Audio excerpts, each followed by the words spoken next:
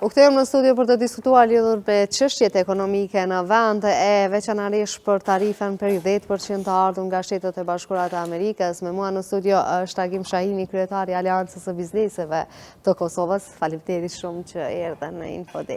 Faleminderit për ftesë. Dhe Adem Çorolli, ekonomist, i cili do të na flasë më shumë rreth çështjeve të ekonomisë, të sqarohemi më shumë rreth kësaj tarife dhe dëmeve që mund të sjellin bizneseve në vend. Faleminderit shumë që erdhën në Infode. Zotri Shahini, kemi pa tarifën e vendosur nga Shtetet e Bashkuara të Amerikës. Si do të ndikojë kjo në jetesën e kosovarëve? Aleanca Kosovare e Biznesit para më shumë se 2 javë ka kërkuar nga qeveria e Kosovës që të heqë të gjitha taksat për importet të produkte madje in USA, sepse ne kishim informacione se administrata Trump është duke përgatitur një paket të taksave për vende të ndryshme, duke përdorur ndaj disa vende masa reciprociteti, ndaj disa vende masa ndëshkuese, por Kosova pat një mundësi që të jetë e përjashtuar nga këto masa të taksave tregtare për 10%, që tashmë janë në dispozicion të administratës për produktet dhe eksportet e Kosovës, dhe qeveria e Kosovës çdo herë është e vonuar në vendime, ndoshta edhe pse është në qeveri në detyrë, por kjo është dashur që askush nuk ishte me qenë kundër, sikur qeveria e vendit të merrte një vendim për të liruar gjitha importet nga Shtetet e Bashkuara të Amerikës me takë zero. 3 vitet e fundit Kosova ka eksportuar mbi 300 milion euro eksporte në Shtetet e Bashkuara të Amerikës, kryesisht janë produkte finale të një kompanie. Vitin e fundit kena pas rënje të eksportit rreth 40 milion euro eksport. Por nuk është çështja tek pengesa e taksës 10%, sa kishte me qenë privilegja, sukur Kosova të marrte një vendim që të lirante produktet e Shtetit Bashkuar të Amerikës nga taksa, e në këtë rast Kosova kishte me qenë shteti më i privilegjuar nga Amerika, ku nuk do të pagun shumë në 10%. Po pse u bë kjo bllokat, pra pse nuk i lirun këto biznese nga taksat? Nuk është çështja e bizneseve, është çështja e qeverisë. Po. Qeveria e Kosovës është dashur ta marrë këtë vendim. Jo, pse vëndojnë në marrjen e këtij vendimit, pasi që erdhi kjo tarifë për 10%, që për kostot kosovare është tarifë e lartë, 10%, po ndikon. Ne do t'i paguajmë 10%, vazhdojmë t'i paguajmë edhe gjatë këtyre ditëve, edhe para këtyre ditëve, sepse Kosova ka aplikuar një taks 10%, pothuajse që nga themelimi i administratës doganore të Kosovës. Dhe ne kemi kërkuar të heqet kjo. Tash SBA, administrata Trump, ka marrë vendim që të vënë taksa për produktet që shkojnë nga Kosova. Prapë se prapë, Kosova dhe Shqipëria kanë mbetur 2 shtetet më të privilegjuar pothuajse në botë me 10%. Në krahasim, nëse marrëm Serbinë 37% ja ka vënë taksën, Maqedoninë rreth 34%, apo Bosnën dhe vende të tjera.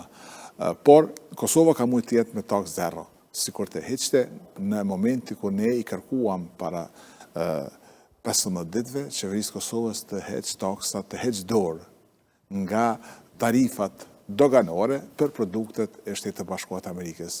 Dhe kjo nuk u bë, dhe tash jemi të barabartë dhe të drejta janë masat e reciprocitetit që administrata Trump ka marrë kundër Kosovës dhe gjitha vendeve. Administrata Trump ka marrë edhe disa masa ndaj disa vendeve, masa ndëshkuese. Por ndaj Kosovës ka marrë masat e reciprocitetit që nuk janë të njanshme kanë qenë deri sot masat e Kosovës, por duhet ta theksojmë se Kosova ka pasur një privilegj të eksporteve në Shtetet Bashkuara të Amerikës mbi 5.000 produkte të cilat janë eksportuar në Kosovë, janë eksportuar në Shtetet Bashkuara të Amerikës nga Kosova me taksa zero. Dhe prap ne ndoshta nuk kemi qenë falënderues ndaj gjitha këtyre privilegja që janë afruar nga administratat amerikane të një pasnishme dhe kemi ardhur deri te masat e reciprocitetit ndaj importeve dhe eksporteve të Kosovës. Zoti Qerollin, e pam disa reagime të liderëve kosovar, pra a është kjo edhe një dështim i radhës i qeverisë të Kosovës në lidhje me mos komunikimin e mirë me Shtetet e Bashkuara të Amerikës?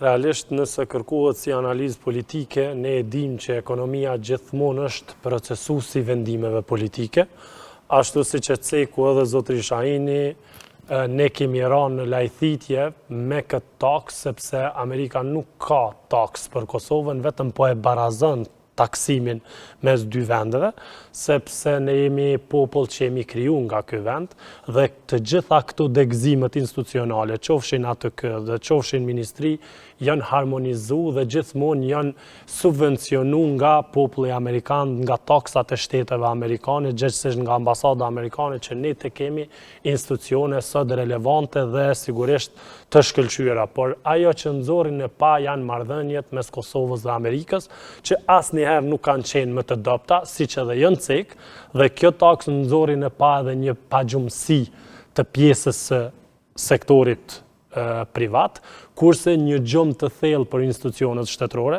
sepse të kesh taks për popullin Amerikan dhe për bizneset Amerikane, kjo është vetëm një humbje starti për bizneset tona, sepse me ndalesën e taksës ndaj Serbisë, qytetarët e vendit dhe bizneset e vendit tonë kanë gjetë zgjidhje për zëvendësimin e produkteve serbe, e sidomos lëndën e parë.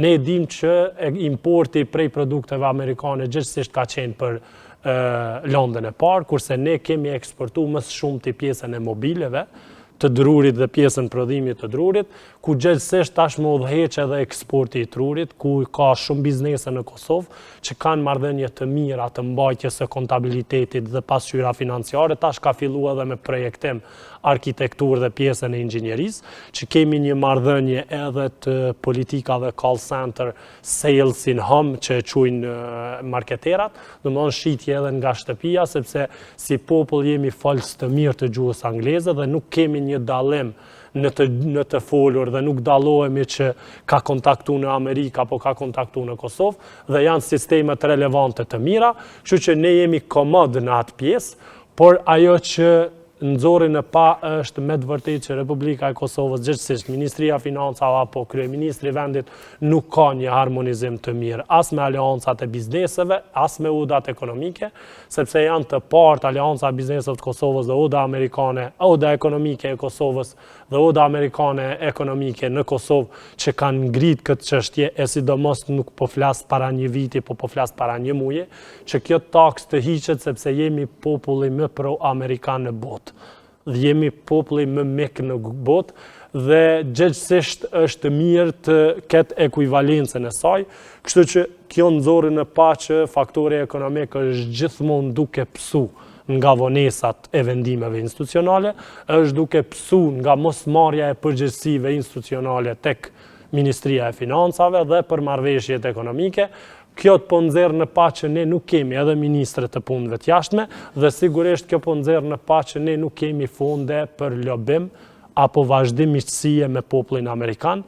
Ne jemi të dashur vetëm kur rrthithim fonde nga ta, ne jemi të dashur vetëm kur marrim diçka ekstra nga populli Amerikan, por ne nuk jemi të dashur kur ne bëjmë një patrejtësi, sepse produktet amerikane nga Kosova janë tarifu qysh nga themelimi institucioneve me 10% dhe ashtu janë tarifu edhe të gjitha pjesën e mallrave. Llogarisht, popullit Serbisë ne ja kemi hjek taksat dhe kemi një tregti të lirë mes vendeve ku importi tashmë pedregon edhe shumë amaramense dhe që janë të frikshme, sepse ne po e ndërtojmë Serbinë duke bler produkte nga ta, kurse ne kemi taksa për Amerikë. Na ka ardhur koha që populli nuk përfaqëson më institucionin, kurse institucioni ka taks për Amerikën dhe nuk ka taks për Serbinë. Këtë e ban vetëm një qeverisje që nuk ka as kuadro, e as institucione relevante kanë vetëm interesat për pik vote dhe pik suksesi dhe a mund t'i bëj numrat, po nuk i interesën as që jemi në barjera me bëjnë, taks me Amerikën dhe sigurisht taksa çdo ditë më shumë në xhepin dhe në shportën e konsumit të qytetarit. Zoti Shajli, a mendoni edhe ju që ka pas një mungesë të komunikimit të mirë në mes të dyja qeverive? A kemi lobu sa duhet neve me Shtetet e Bashkuara të Amerikës që të mos vim deri te kjo çështje? Mungesa e komunikimit të drejt për drejt, qoftë përmes institucioneve shtetënore të Kosovës me Shtetet e Bashkuara të Amerikës, qoftë edhe përmes organizatave të ndryshme ekonomike, është vrejt viteve të fundit dukshëm dhe kjo ka përkeqësue raportet në një mas të lartë mes këtyne dy shteteve dhe ne privilegjat që i marrum dhe i kena marrur dhe imazhin që na ka dhënë vetë shteti Amerikan është një imazh i privilegjuar për Kosovën dhe ne nuk kemi qenë falenderues. Për kondrazi, në disa raste, kemi qenë edhe kemi sjellë edhe si ignorant, ndaj kërkesave të administratës amerikane. Prandaj, këto masa që kanë ardhur nuk janë masa ndëshkuese kundër Kosovës, por janë masa reciprociteti ndaj Kosovës. Dhe kjo është diçka që nuk duhet ta marrëm aq tragjike, sepse tragjike është se ne nuk kemi qenë falenderues ndaj tregut amerikan që ju kemi vënë taks që nga themelimi administratës doganore dhe kjo është një mangësi institucionale e gjitha qeverive në të kaluarën, por kërkesa për heqjen e taksës ka qenë ne si Aleancë Biznes kanë bërë kësaj qeverisë. Prandaj produktet që do të importojmë nga Shtetet e Bashkuara nuk do të shtrajtohen, do të mbesin ende në tarifat e njëjta. Është fjala gjithmonë për eksportet e Kosovës. Ta marrim shembull, ne e kena pas vetëm një produkt rreth 100 milion euro eksport të dyshekave në Amerikë. Dhe tashmë ato do të rriten për 10% taksën. Gjë që në këtë rast do të ndëshkohet vetë konsumatori amerikan, do të shtrajtohet vetë ati produkti, por në anën tjetër taksa do të merr më shumë do të merr taksa administrata shtetënore e Amerikës, por kur rriten taksat është një rrezik të inflacionit. Prandaj këtu me siguri që ekspertët amerikanë këtë e kanë llogaritur mirë, por aja çka mendoj që është qëllim i presidentin Trump është që t'i kthehen konsumatorët produkteve amerikane. Në anën tjetër, t'i lirohen produktet e importuara nga vetë prodhuesi. Ta marrim shembull, nëse një prodhues vendor i Kosovës, dyshekat e Kosovës që janë shitur rreth 100 milion euro në vit atje, nëse ai don me majt një treg atje, detyrimisht do duhet që ta ul për 10% çmimin e eksportit, në mënyrë që në tregun amerikan mos të ketë ndryshim tek konsumatori. Në të kundërtën, ai do del mashtrajset e tjera. Nuk do t'jetë konkurenca të Po. Në pjesën e biznesit. Po. Dhe administrata Trump është duke i bërë disa kthesa të çuditshme për ne, por me siguri të kalkulueshme për shtetin amerikan dhe qytetarët amerikan. Dhe në fund duhet të them që pavarësisht taksës që administrata Trump e ka vërë për produktet e Kosovës, prapë qeveria e Kosovës do duhet të merr një vendim të njanshëm tash, që të heq të gjitha taksat për importet nga Shtetet Bashkuara të Amerikës, në mënyrë që të bën kërkesën më pas të lirohen edhe eksportet e Kosovës. Kjo kishte me qenë një hap i mirë i qeverisë të Kosovës, por edhe gatishmëria duke promovuar partneritet ekonomik, duke promovuar bashkëpunim që ne dëshirojmë të vazhdojmë pa taksa shkëmbime tregtare mes dy shteteve tona. Mirë, po këto pak bizneset që kanë fillu që të shitën në Amerika, të rrezikojnë të mbyllen për shkak të kësaj takses? Jo, për arsye se ne nuk kemi asnjë biznes në Kosovë që e ka tregun e vetëm Amerikën. Amerika viteve të fundit është bërë treg shtesë dhe treg interesant. Nuk e besoj që dikush mund të rrezikon të mbyllet, por mund dikush që të ullë aktivitetin e vetë për atje, nëse nuk ka mundësi të zbret çmimin, mund të ullë fitimin. Sigurisht. Si mendoni se do të reagojnë bizneset kosovare? A mund të ketë ndonjë reagim jo të mirë dhe mbyllje të bizneseve ashtu siç e pyeta edhe parafolësit? Realisht bizneset kosovare që kanë standard për të eksportu apo për të importu në Amerikë nuk do të thotë që ka një bagazh minimal. Sepse certifikimet që Amerika ka për produktet e veta dhe për qytetarët e vetë, domethënë janë begit finalizuar dhe jo çdo produkt, jo çdo firmë mund t'i realizojë. Kështu që ajo që më shumti do të ketë barjera është faktori ekonomik, faktori çmim apo faktori konkurrencë. Produktet kosovare kanë gjetë një shtrirje të mirë në tregun e Amerikës, sepse kanë qenë me të vërtet edhe kualitetit më të mirë, po me çmimin e blerjes kanë arsyetu kualitetin.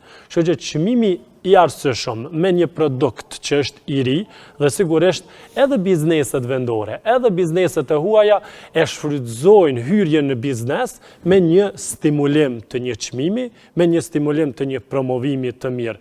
Unë them, po të ishte një shtet, siç është pro-ekonomisë, jo një shtet social, ai do t'i stimulonte bizneset që eksportojnë në Amerikë me 10%. Edhe nëse do të kishin produktet e Kosovës një taks amerikane me 10%, po të ishte një shtet siç duhet, duhet ta stimulonte atë kosta, që ta marrte mbi bagazhin e vetë financiar, që vetëm produktet e Kosovës të mbijetojnë dhe të bëjnë shtrirjen e tregut, sepse s'po flasim për 100.000, po flasim për miliarda qytetarë. Që krejt Kosova të jetë vetëm prodhim apo vetë fabrikë sa ka tokë, ti nuk mund ta furnizosh popullin amerikan. Që jenë më të folë për një shumë të vogël që për popullin amerikan as nuk figuron si përqindje reale me bashkëpunim shtetëror. Po shteti si Amerikë tashmë është duke tregu, po çka është friga imja dhe të pjesës bizneset është që Amerika ka pas një taks edhe për vendet e BE-s dhe ku pritet tash kthimi i taksës si kundër efekt për popullin amerikan. Kjo është friga që a do t'i bashkangjitet Kosova Evropës me këto embargo apo me kundër efektet të taksës.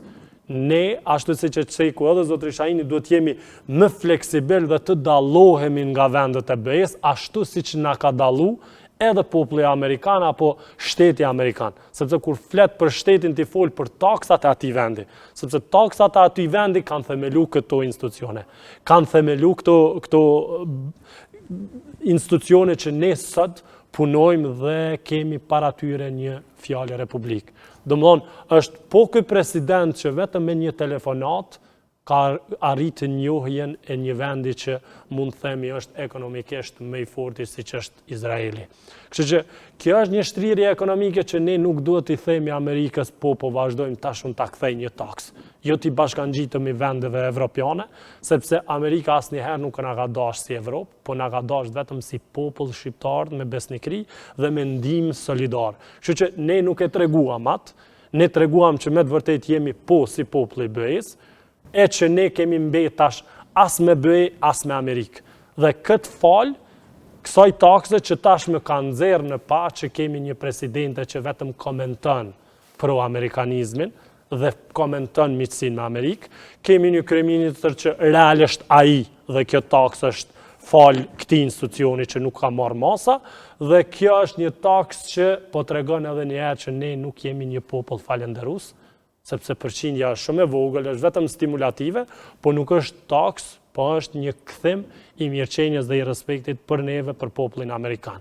Kështu që këta më parë e hjekin taksën për Serbi, se sa e hjekin për Amerikë. Kështu që çka do që ndodh tashmë në tregun e ekonomisë, më nuk befasohem, sepse shporta edhe e bizneseve, edhe e qytetarit është gjithmonë në rritje, duke filluar edhe nga taksa e rrymës që tashmë është në fokus kryesor, dhe tashmë për mua është e kot, sepse ka arrit qëllimin, sepse brenda saj ka arrit 2 kostot të energjisë, ajo për rikyqje ku është rrit për 35 dhe ajo për nivelin deri në 800 kW ku shargjon të rritet përsëri energjia. Pa marrë parasysh arritet tash energjia 15%, ata kanë arrit qëllimin. Dhe bizneset tashme janë në proklamim çka po rritëm tash. Inflacioni më në produkte është duke treguar rritjen e vetë që kam rrit deri në 135% të çdo produkti dhe po befasohen kur dalin me krenari dhe thonë jam kryeministër i vendit, ministër i vendit. Është tërp për këto institucione se çka janë duke i bërë këtij qytetari, se çka janë duke i bërë këtyre institucioneve dhe çka janë duke i bërë këtyre bizneseve që për lakmi për mu janë herojnë të parë pas lufte, që ku ballafaqohen me gjithë këto taksa dhe me gjithë këto rritje të vazhdueshme dhe asnjëri biznes nuk ka siguri a do të vazhdojë muajin tjetër.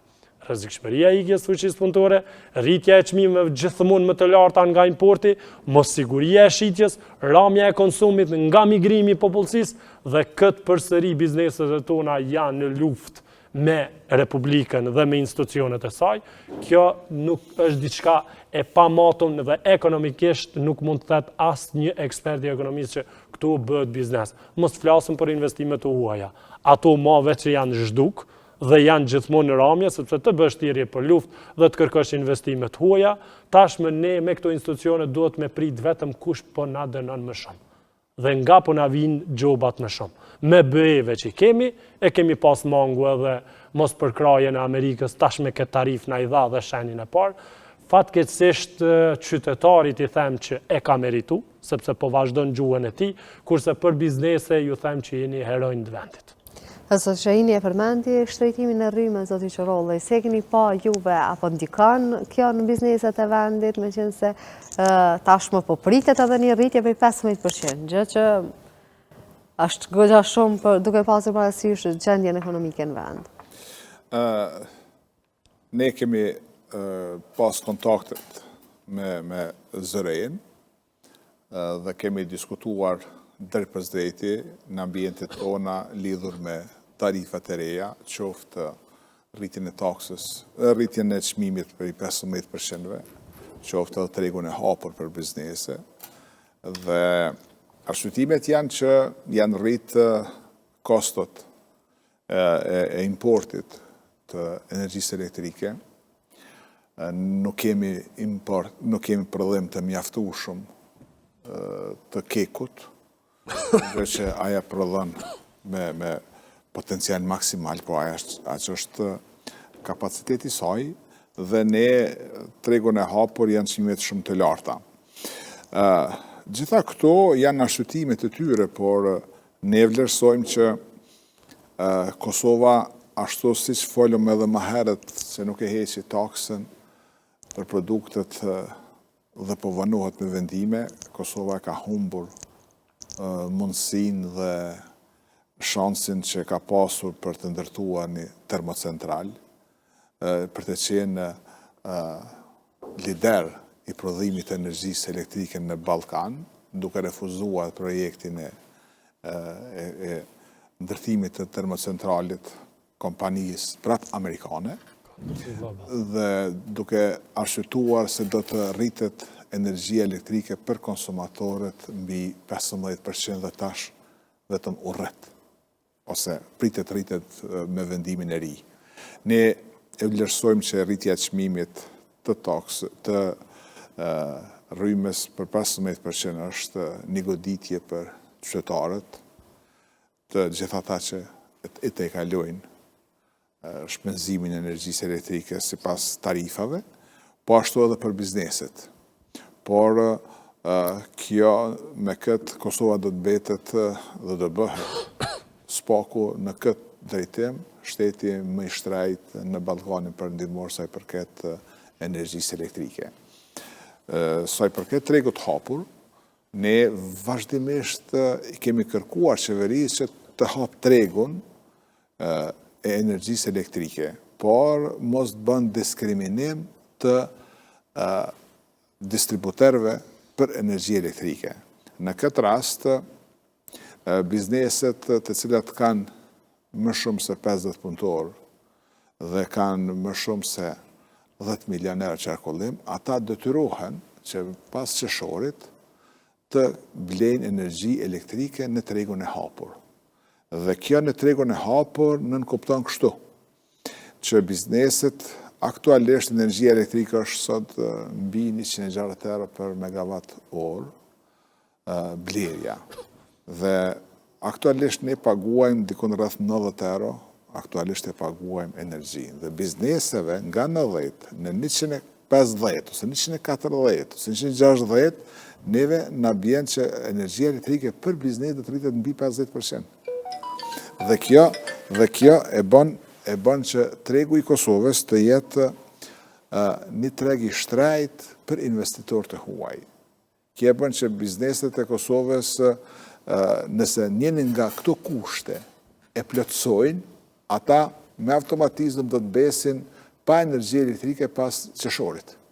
Nëse nuk janë përcaktuar se do të blejnë energjin elektrike. Mendoj që kjo është një treg i hapur në mënyrë jo racionale, për arsye se Keci dhe Kesko, të cilat janë pothuajse distributerët kryesor të energjisë elektrike, ata do të kenë privilegjin të blejnë energjinë elektrike me 29.5 euro në kek për megawatt orë, dhe të shesin 70 dhe 90 euro, kurse distributerët tjerë nuk e kanë këtë drejt të blejnë në kek, por ata detyrohen të blejnë në bursa. Dhe kjo është diskriminim ndaj kompanive që janë licencuar. Aktualisht janë më shumë se 18 kompani të licencuara për distribuim të energjisë elektrike, por punojnë dikon një 5-6. Por kryesisht këto të dyja e mbulojnë mbi 90% tregut. Dhe kjo është një privilegj për ta, kurse në diskriminim për të tjerët. Dhe me automatizëm këta nuk kanë fuqi konkuruse në tregun e Kosovës. Në shumë, ende ne nuk e dim infrastruktura energjetike, si do të shfrytëzohet dhe sa do të paguhet. Për arsye se kjo është e mjegulluar për bizneset, sepse tashmë mund të bëhen disa biznese, të hapin një kompani dhe të blejnë energjinë e tregun e hapur, se do duhet detyrimisht ta bëjnë një. Por këto kompani do të paguajnë edhe autostradën energjetike dhe kjo do të mund të jetë e shtrejt. Ata mund të blejnë vetëmja mundësi edhe më së lirë që mund të blejnë në Shqipëri, në bursën e Shqipërisë, kurse në tregjet e tjera ende nuk është rregulluar kjo çështje. Mendoj që qeveria e Kosovës do duhet këtë vendim të ashtyje dhe më tutje, të përgatitet mirë opinioni publik, të përgatiten sepse ligjet ekzistojnë, tregu është i barabartë për gjithë dhe mos t'i jap privilegj askujt në këtë rast, dhe bizneset të cilat kanë nevojë për të blerë energjinë, të kenë të drejtë të blejnë edhe në kek. Me çmim 29.5. E jo vetëm distributerët tradicional, ata të blejnë dhe të kenë këtë përfitim kaq të madh. Prandaj, këtë vendim e shohim të nxituar, e shohim ngarkesë për biznes, e shohim ngarkesë edhe për konsumator. Interim, ne dim që flajmë i të ngjell, pra, pse neve si shtetë nuk kena mujtë me ndreqa dhe ma shumë kapacitetet mirë që mos marrë në situatë që me ble rrymë edhe mi u shkaktu të gjithë këto probleme bizneset edhe veçanërisht qytetarëve të vendit. Realisht sot jemi mbledhur për të bisedu për taksën amerikane 10%. Sot duhet edhe të bisedojmë për investimet direkte amerikane, ku sigurisht fokusin kryesore dhe si smundje kryesore, Kosovën e kanë pasë ka mungesën e energjisë. Dhe ata finalizuan një projekt me kontrol global, është nëse se ka mirë, ka qenë një investim direkt i Republikës në ndihmën me firmat amerikane, dhe sigurisht kjo qeveri e ka eliminu dhe nuk ka fillu bashkëpunimin, sigurisht ka bo një shkputje kontratës. Dhe tash ne jemi para një lajthitje, sepse keku nuk mund të prodhon, për dhe atë që prodhon e shetë sa për lëmosh që Turku të ketë sa më shumë firma turke, kërë kërkoj falje nëse se ka me ignorancë, firma turke cilën e ka pjesën e kekut dhe kecit, sigurisht ka fitime maramense dhe ne si Republik nuk kemi udhëhec që ullë pjesën e tarifave për popullin, po do të ullë fitimin për përfitust e firmave turke. Sigurisht nëse ai nuk do të ketë fitim, do të ashet, po përderisa ai ka me miliona fitim dhe një burg shtetas nuk ka guximin të thotë ule fitimin që unë ta uli shpenzimet energjetike, sepse në krejt vendet botës kemi ulje të tarifave energjetike, po tek ne mrin mbasi të ngopën institucionet.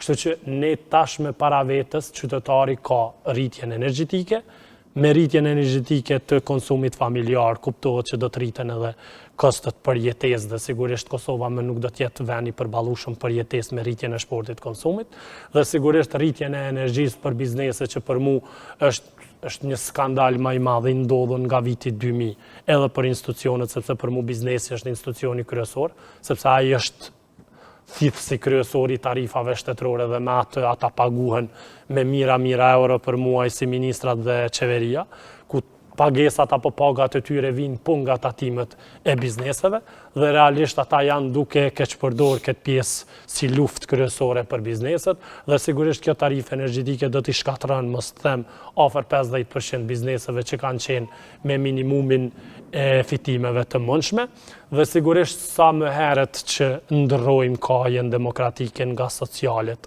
në kapitalizmin, do të shpëtojnë edhe këto biznese. Kështu që lufta energjetike dhe hapja e tregut të lirë energjetik në Kosovë është kërcënimi më i madh i bërë tregut dhe konkurencës, sepse po ta lejon të blejnë energji, sigurisht duhet të lejohet edhe të blejet me kek 25 dhe të fitojnë firma tona me atë 80 euro diferencë, jo të fitojnë një firme huaja, nëse dojmë ta bëjmë një drejtësi të tillë, po ne nuk mundemi sepse jemi treg me konkurencëshmëri dhe nuk jemi me monopole, kështu që kecit ju ka mundësu ta ketë këtë monopol dhe ta shfrytëzon rrjetin dhe të gjitha benefitet, kurse bizneset çka do të implikojnë, ata nuk do t'i ulin fitimet sigurisht, po do t'i rritin edhe çmimet dhe këto çmime nuk do të jenë më të përballueshëm për vendin dhe sigurisht siç e ceku zotri Shahini, Kosova do të jetë vendi me kostën më të lartë për jetesë në këmbim të ardhurave, sepse kur po i dëgjoj po e krahasojnë me tatimet e Zvicrës, Gjermanisë, Francës, kështu që ne kemi ëndër të mrim,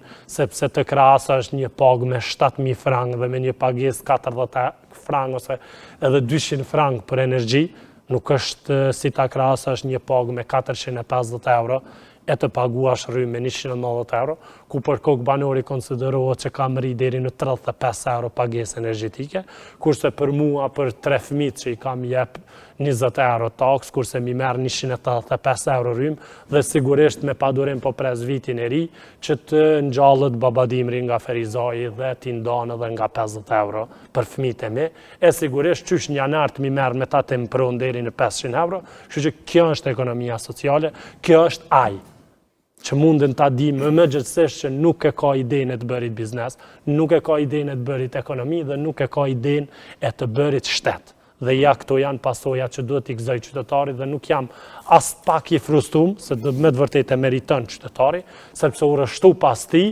dhe kur rështohet pas ti duhet t'i gëzojmë edhe benefitet e ti. Dhe këto janë benefitet që cilat sot po i gëzojmë.